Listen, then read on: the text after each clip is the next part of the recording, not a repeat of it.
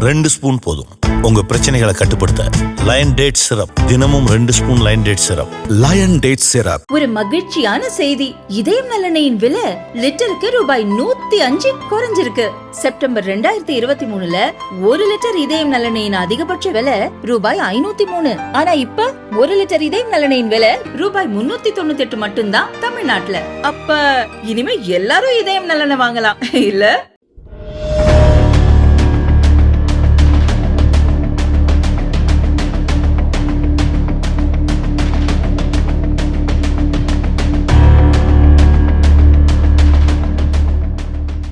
ஜம்மு காஷ்மீரின் சிறப்பு அந்தஸ்து 2019 ரத்து செய்யப்பட்ட பிறகு பயங்கரவாத செயல்கள் அதிகரிக்கும் என காங்கிரஸ், தேசிய மாநாட்டு கட்சி, மக்கள் ஜனநாயக கட்சி உள்ளிட்ட கட்சிகள் மத்திய அரசுக்கு பயம் காட்டின.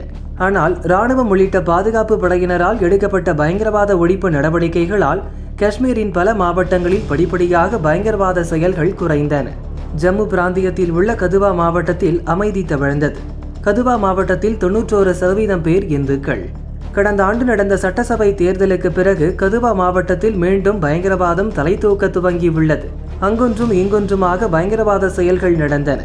கதுவா மாவட்டத்தில் உள்ள மல்கார் பகுதியில் 2 நாட்களுக்கு முன்பாக ஒரு இந்து திருமணம் நடந்தது. இதையொட்டி 5ஆம் தேதி இரவு மணமக்கள் ஊர்வலம் நடந்தது.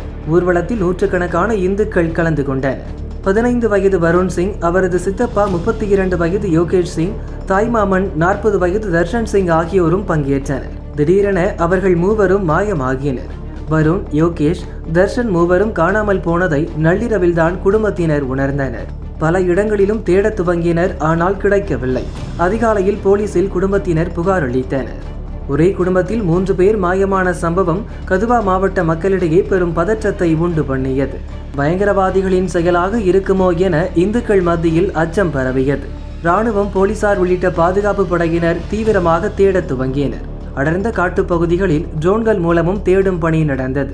மல்கார் பகுதியை ஒட்டிய மலைப்பகுதியில் ஒரு நீர்வீழ்ச்சியின் அருகே 3 சடலங்கள் கிடப்பதை ட்ரோன் உறுதிப்படுத்தியது. உடனே பாதுகாப்பு படையினர் விரைந்து சென்று 3 பேரின் சடலங்களை மீட்டு பிரேத பரிசோதனைக்காக மருத்துவமனைக்கு அனுப்பி வைத்தனர். 3 உடலில் எந்த காயமும் இல்லை. அதனால் பயங்கரவாதிகளால் கொல்லப்பட்டிருக்க வாய்ப்பில்லை என முதற்கட்ட தகவல்கள் தெரிவித்தன. ஆனால் காஷ்மீரைச் சேர்ந்த மத்திய அமைச்சர் ஜிதேந்திர சிங் இது பயங்கரவாதிகளின் கொடூர செயல்தான் என கூறி பெரும் பரபரப்பை ஏற்படுத்தினார்.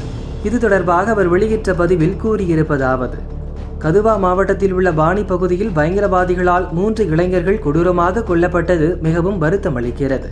இந்த சம்பவம் மிகுந்த கவலை அளிக்கக்கூடிய விஷயமாக உள்ளது. கதுவா மாவட்டத்தில் நிலவும் அமைதியை சீர்குலைக்க செய்யப்பட்ட மிகப்பெரிய சதி இந்த சம்பவத்தின் பின்னணியில் இருப்பது போல தெரிகிறது. இது பற்றி சம்பந்தப்பட்ட அதிகாரிகளுடன் மத்திய அரசு விவாதித்துள்ளது. சம்பவ இடத்திற்கு சென்று ஆய்வு செய்ய மத்திய உள்துறை செயலாளரே ஜம்முவுக்கு செல்கிறார். கதுவாவில் இதுபோன்ற சம்பவங்கள் மீண்டும் நடக்காது என நான் உறுதியாக நம்புகிறேன். அதே போல மக்களும் நம்பிக்கை இழக்க மாட்டார்கள் என நம்புவதாகவும் ஜிதேந்திர சிங் கூறினார். 3 பேர் கொல்லப்பட்ட சம்பவத்தை கண்டித்து கதுவா மாவட்டத்தில் இந்துக்கள் போராட்டத்தில் ஈடுபட்டுள்ளனர். கடைகளும் அடைக்கப்பட்டுள்ளன. பாதுகாப்பு பலப்படுத்தப்பட்டுள்ளதால் பதற்றமான சூழல் நிலவுகிறது.